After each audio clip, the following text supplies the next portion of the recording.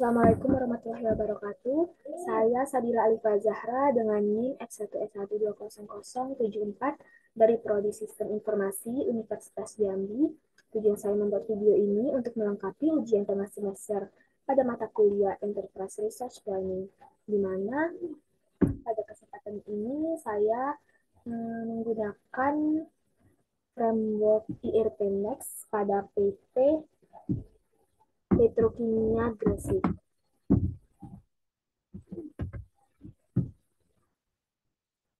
Baiklah, di sini saya akan menjelaskan definisi Enterprise Resource Planning, di mana Enterprise Resource Planning atau ERP sendiri adalah suatu sistem informasi yang telah terintegrasi dan dapat menghubungkan berbagai macam kebutuhan dalam sistem informasi secara spesifik untuk berbagai kebutuhan departemen yang berbeda dalam suatu perusahaan. IRP terdiri dari berbagai macam modul yang telah dicocokkan untuk berbagai macam kebutuhan dalam perusahaan.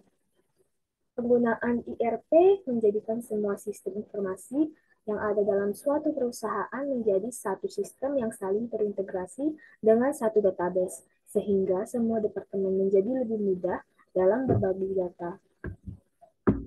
Selanjutnya, definisi IRP Next. IRP Next adalah perangkat lunak Enterprise Resource Planning atau IRP terintegrasi yang dirilis gratis dengan sumber terbuka yang dikembangkan oleh Fred Technologies Pvt. Ltd. dan dibangun menggunakan sistem basis data MariaDB dan kerangka sisi server berbasis Python. IRP Next memiliki modul perangkat lunak IRP pada umumnya yang digunakan oleh produsen, distributor, dan perusahaan jasa. Ini termasuk modul seperti akuntansi, CRM, penjualan, pembelian, situs web, e-commerce, tempat penjualan, manufaktur, gudang, manajemen proyek, inventaris, dan layanan. Juga ia memiliki modul khusus domain seperti sekolah, kesehatan, pertanian, dan nirlaba.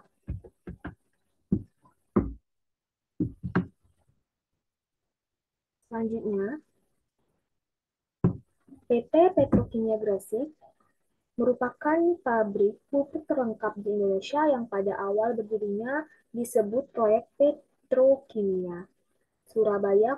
Kontrak pembangunannya ditandatangani pada tanggal 10 Agustus 1963 dan mulai berlaku pada tanggal 8 Desember 1969. Misi diresmikan oleh Presiden Republik Indonesia yaitu Bapak Soeharto pada tanggal 10 Juli 1981, yang kemudian tanggal tersebut ditetapkan sebagai hari jadi. PT Petrokimia Gresik saat ini menempati area lebih dari 250 hektar di Kabupaten Gresik, Jawa Timur.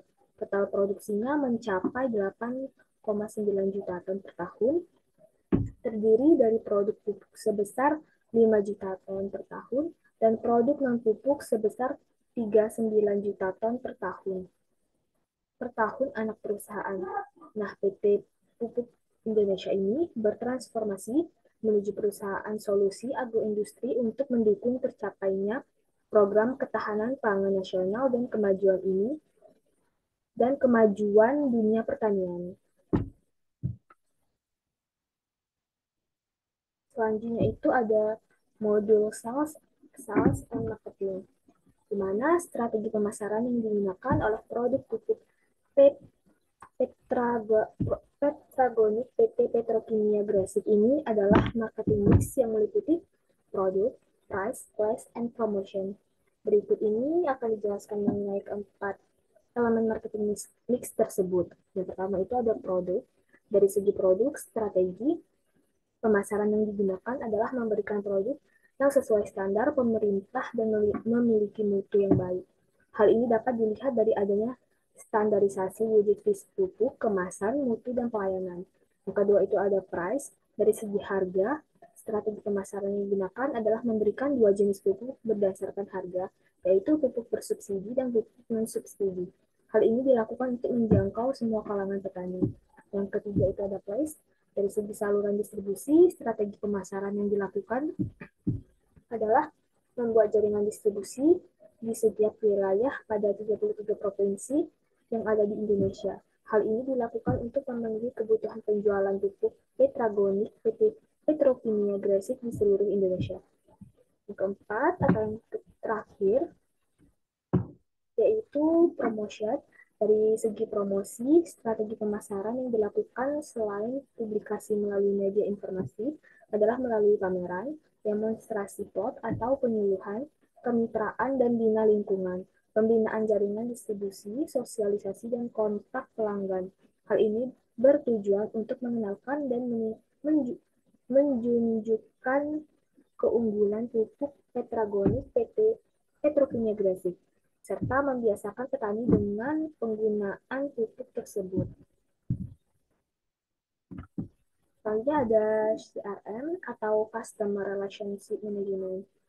Ini perusahaan petrokimia saat ini sebagian besar sudah menggunakan sistem Customer Relationship Management atau CRM untuk dapat menciptakan one-to-one relationship dengan pelanggan dan mempertahankan retensi pelanggan. Penelitian ini dilakukan pada perusahaan petrokimia PT Petrokimia Gresik untuk menguji kualitas sistem CRM yang telah diimplementasikan di perusahaan petrokimia tersebut dengan menggunakan ISO atau IEC 9126 yang merupakan standar evaluasi untuk produk terutama software yang mencakup model kualitas dan metrik. Dengan demikian, dalam pengujian kualitas software akan diuraikan mengenai faktor-faktor mengenai taksonomi dari sistem CRM di PT Petrokimia Gresik. Di dalam standar ISO atau IEC 9126 diuraikan secara umum karakteristik yang kemudian diuraikan lagi menjadi subkarakteristik sebagai tolak ukur software yang menjadi framework untuk mengevaluasi sistem CRM di PT Petrokimia Gresik.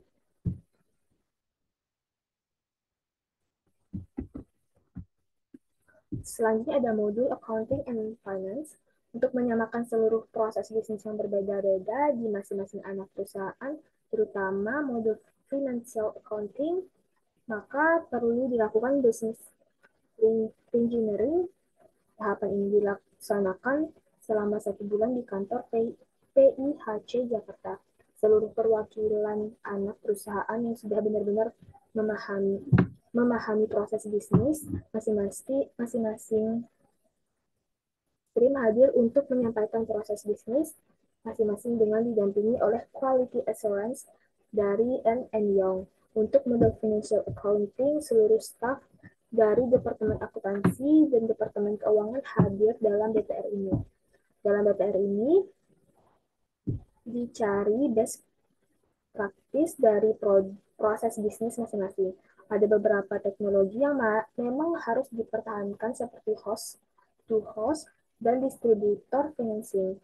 Sistem ini dipertahankan karena memang terbukti menjadi bisnis enabler dari masing-masing perusahaan yang sudah mengimplementasi. Selain itu, ada beberapa proses bisnis yang harus mengikuti best practice karena memang dianggap lebih sesuai untuk perusahaan manufaktur. Contoh yang harus mengikuti best practice adalah proses billing atau invoice dilakukan setelah DO terbit dari gudang. Maka tiap-tiap gudang harus dapat mengakses sistem web gudang yang terintegrasi dengan sistem ERP pusat dan web commerce yang terintegrasi dengan perbankan untuk akun, jurnal, dan cost center dibahas khusus agar bisa disamakan untuk seluruh anggota holding.